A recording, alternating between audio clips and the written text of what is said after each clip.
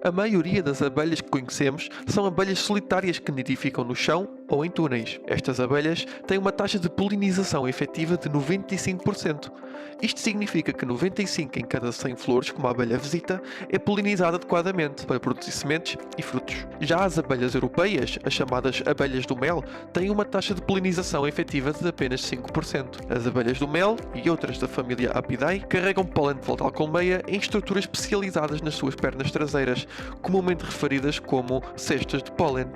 Já as abelhas da família Megachilidae, abelhas solitárias, carregam pólen de volta à colmeia nos seus corpos como se fossem velcro, outras levam o pólen no abdômen. O pólen carregado desta forma tem mais chances de ficar no estigma da próxima flor em que a abelha pousa. Com esta qualidade de trabalho é preciso determinação constante e uma ética de trabalho.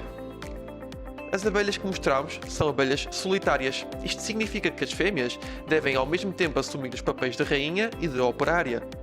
Cada fêmea reúne néctar e pólen para alimentar as suas crias. Depois de retornar ao túnel de nidificação, ela vai limpar o pólen do seu corpo e formar uma espécie de bola pegajosa com néctar. Então ela coloca um ovo na comida improvisada e sela o compartimento dentro do túnel com material de nidificação. Ela repete isto cerca de 5 a 6 vezes por túnel. Algumas abelhas usam lama para fechar os compartimentos, enquanto outras usam folhas, por exemplo, ou até mesmo pétalas de flores. Elas usam as mandíbulas para cortar pedaços de material vegetal e carregam-na de volta para o ninho. Os ovos eclodem e as larvas consomem a bola de pólen, que depois vão se transformar em pupas. A seguir, emergem como abelhas adultas na estação seguinte. Se o tempo permitir, algumas abelhas podem ter várias gerações por temporada. As abelhas solitárias em nidificação têm um estágio de hibernação durante o inverno.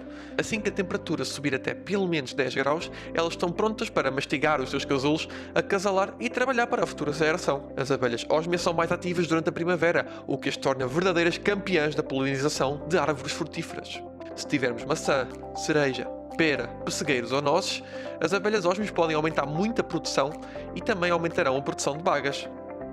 As abelhas solitárias são muito importantes para o ecossistema, talvez até mais que as abelhas melíferas, pois elas conseguem polinizar com uma taxa muito elevada.